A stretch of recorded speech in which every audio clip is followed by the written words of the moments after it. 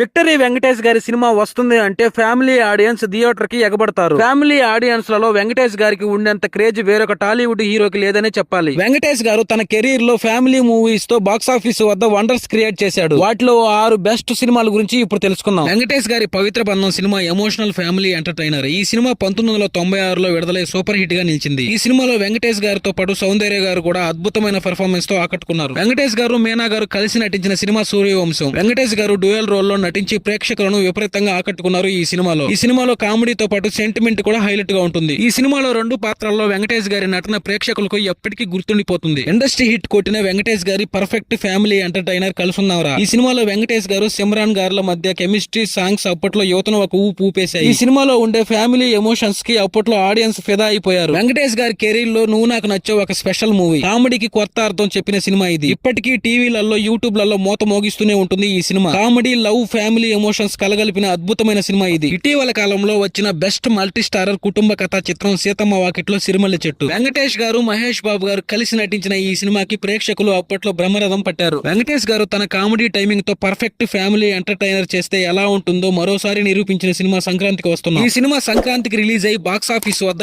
ఏకంగా 300 కోట్లు గ్రాస్ రాబట్టింది. ఈ సినిమాని సంక్రాంతి టైంలో ఆడియన్స్ ఎగబడి చూశారు. 6 సినిమాలే కాకుండా వెంకటేష్ గారి ఫ్యామిలీ మూవీస్ అన్ని ఆకట్టుకునేలా ఉంటాయి.